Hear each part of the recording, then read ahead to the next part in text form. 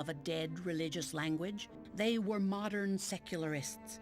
The Orthodox Jews were outraged over the idea of their sacred language of the synagogue becoming the common language of the streets.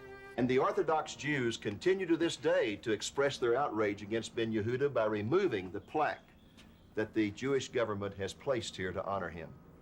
But Ben Yehuda was determined, and in 1922, just 3 months before he died, the League of Nations designated Biblical Hebrew as the official language of Palestine. And in 1948, it became the official language of the State of Israel. Thus saith the Lord of hosts, the God of Israel, as yet they shall use this speech in the land of Judah and in the cities thereof, when I shall bring again their captivity. The Lord bless thee, O habitation of justice and mountain of holiness. Each person who immigrates to Israel today must learn Hebrew, and thus they are enabled to read the scriptures in their original language. With extraordinary eloquence, this fulfills the prophecy in Zephaniah 3:9 that says the Lord will give his people a pure speech. A fifth prophecy fulfilled in our day is the resurgence of the Israeli military.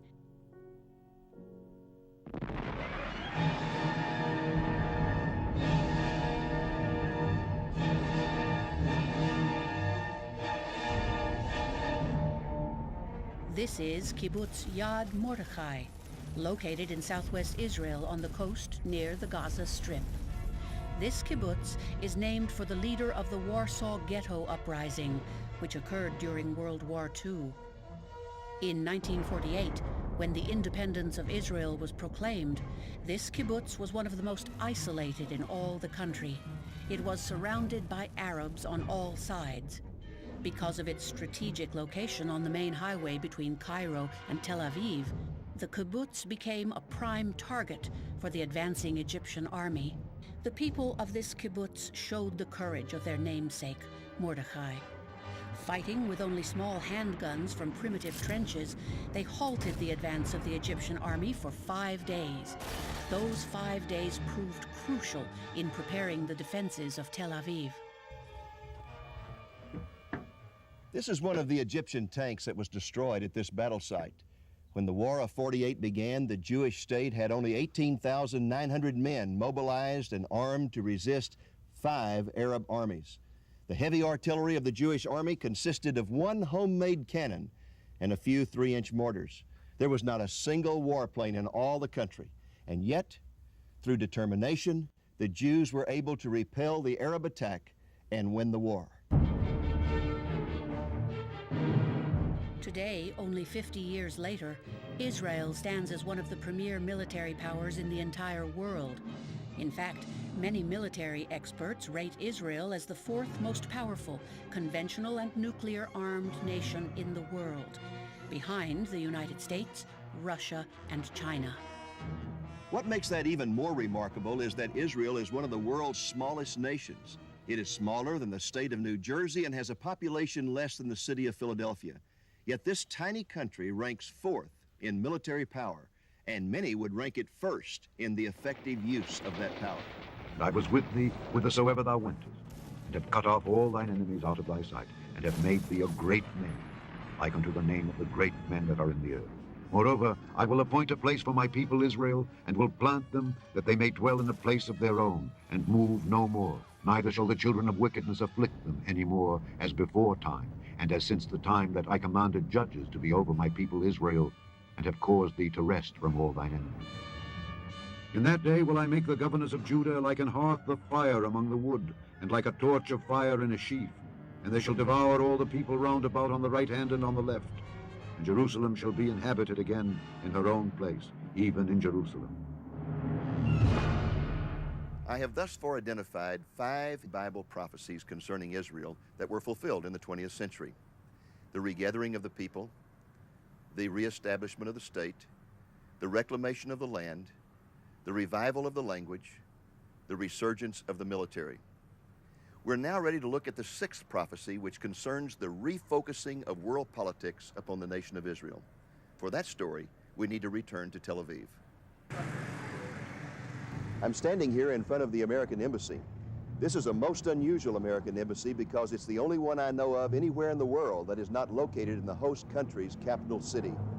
You see, Tel Aviv is not the capital of Israel. Jerusalem is the capital. Why is our embassy here? Because in 1973, when we came to the aid of Israel during the Yom Kippur War, the Arabs retaliated by pulling an oil boycott on us. Remember those long gas lines in the States? That boycott brought us to our knees and made us realize how vulnerable we had become in our dependence on Arab oil. When we went to the Arabs with our hat in our hand begging for oil, they said we would have to pay two prices. First, we would have to pay 4 times more for the oil than ever before. And second, they demanded that the Western world line up with them in their opposition to the State of Israel. Overnight, the spotlight of world politics was focused on Israel, and the Western democracies literally flip-flopped in their support of this nation. They withdrew their embassies from Jerusalem, and they began to vote against Israel in the United Nations.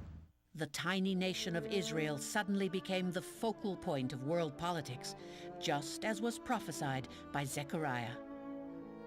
Behold, I will make Jerusalem a cup of trembling unto all the people round about, when they shall be in the siege both against Judah and against Jerusalem. And in that day will I make Jerusalem a burdensome stone for all people. The Arab nations insist that the Jews have no right to the land. They argue that the Jews forcibly acquired the land, overthrowing a Palestinian state in the process and scattering its people, making them homeless refugees.